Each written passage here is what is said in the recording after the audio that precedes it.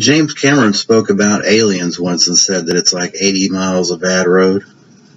But before Aliens, there was an Alien sequel. And the Italians did it first. Back in 1980, we had Alien 2 on Earth, directed by a guy named Ciro Ippolito. He directed under a pseudonym for obvious reasons, Sam Cromwell. I don't know why he should have just named himself Oliver Cromwell based on this film, but yeah, this is 80s Italian cheese schlock at its finest. It's so bad it's good. It's just one of those films that you're sitting and watching, you can't believe it. You just can't believe what you're seeing, how bad it is. So the film is about basically a space exploration mission returns to Earth and brings back aliens. And the aliens are these little, basically they look like little garbage bags that have been painted blue that you can hold in your hand. And out from these garbage bags comes what's supposed to be, I guess, a face hugger, a la the Alien film. But what really looks like is someone took a towel and just soaked it in red paint and just pulled it with a string out of the bag. I mean, that's what it really looks like. I mean, it's just hilarious.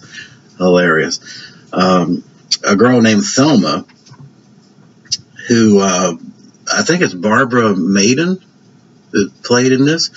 She actually went on to be in Kroll and a few other films, but she is a spelunker, which is basically a cave diver. And she and her friends decide to go unbeknownst to them about the alien situation, decide to go cave diving and encounter these aliens. And the aliens, there's a number of set pieces here, but the aliens, probably the best set piece here is that one of the aliens flies out of one of the, I guess, the garbage bags, hits this guy in the neck, and it just looks like he's got a red paint-soaked towel around his neck.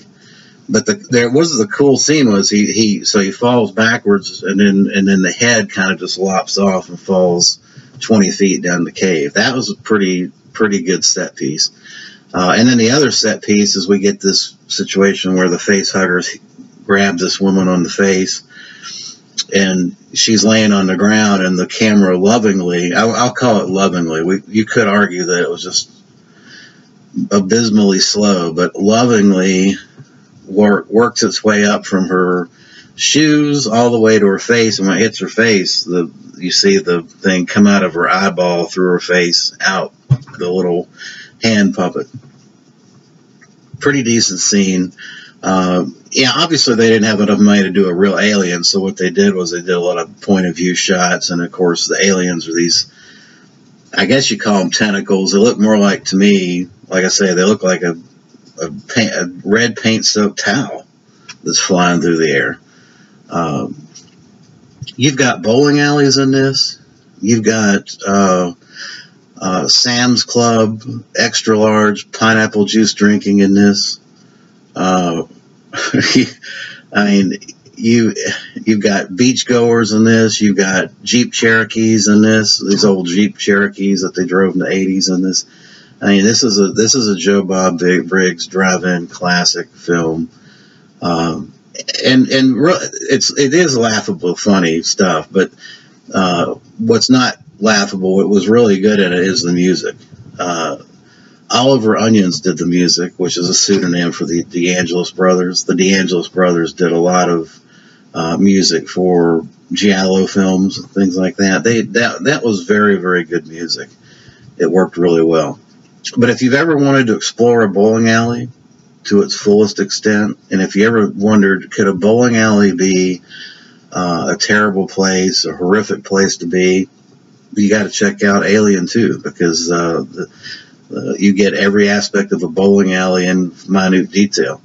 One of the problems with this film is they just didn't have a lot to work with. I mean, once the stock footage of the NASA landing happens in the first 5-10 minutes, then you've got a lot of filler, and the key scenes are, of course, when the spelunkers are in this cave dwelling with the aliens attacking them.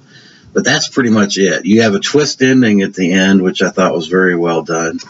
But other than that, it's a lot of filler. For example, you get a great shot, depending on how you look at it, it's a great shot of the inside of a garage door closing, and we get the full. They just don't cut away. I mean, you get to watch a garage door close completely. A lot of lengthy shots like that are kind of pointless. I guess they're trying to build a mood and build suspense, but it's like an amateur trying to, here's my idea of building suspense, let's shoot this garage door closing completely. Yeah. So it's a hilarious film to watch. A lot of fun, and I highly recommend this 88 Films release. This sparse on special features, but the print is excellent. There's a 12-minute interview with Eli Roth, who displays his love for the film. There's a 12-minute sequence which you get to see I guess it's the test footage of the special effects. I use that term special effects loosely in this regard, but yeah, there's test footage of the special effects, and then a bunch of trailers. But if you enjoy this Italian cheese classic, Alien 2, I highly recommend you pick up this 88 Films release. There's the disc, and basically this is an advertisement, and then you got some alternate artwork. So yeah, that's Alien 2 on Earth. A little slow first 45 minutes, but fascinatingly slow. I mean, it's kind of like watching, I don't know, a train wreck, or it's just you're watching a bad circumstance play out, and you just can't take your eyes off of it. One of those deals. I definitely recommend it. It's a lot of fun. Alien 2. All right. Appreciate. Tomorrow is Franco Fridays, so appreciate you watching. Thanks.